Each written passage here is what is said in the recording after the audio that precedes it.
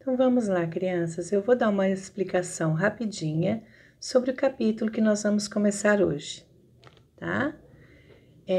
Sobre o início da colonização. A colonização foi o período onde os portugueses ainda dominavam aqui no Brasil, tá? Por isso é chamado de colonização.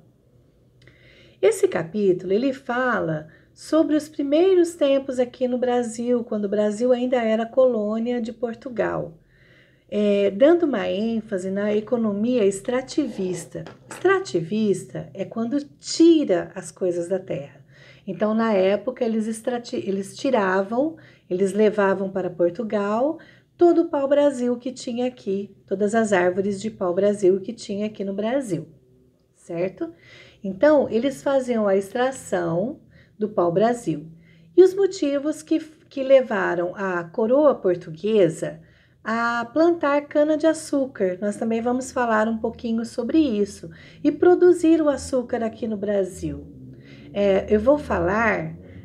Vai falar também esse capítulo sobre a instalação dos engenhos. Engenho é todo aquele maquinário que usava na época para moer a cana e fazer o açúcar.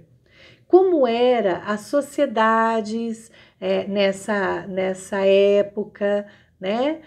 Nesses espaços, como era aqui no Brasil, quais os ofícios, as profissões, qual a origem, né?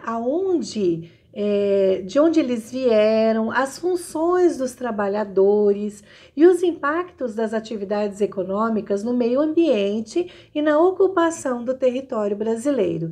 Então, tudo o que eles tiravam aqui do Brasil teve um impacto, né? Tanto na parte econômica, como também no meio ambiente. Os textos que nós vamos ler no capítulo, eles nos levam a refletir sobre o processo de colonização, sobre como foi feita a colonização no Brasil, como é que eles fizeram para dominar todo o nosso território, sobre as relações sociais entre as pessoas de diferentes partes do mundo que vieram para o Brasil, né? Como se deu isso? Quais foram os povos que vieram para cá? E através dessa vinda desses povos foi que deu origem ao povo brasileiro que nós somos hoje, né?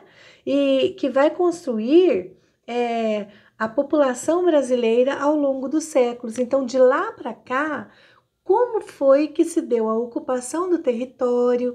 Como foi que eles fizeram? A ajuda que eles trouxeram, os povos que vieram, que fez com que nós fôssemos o país que nós somos hoje.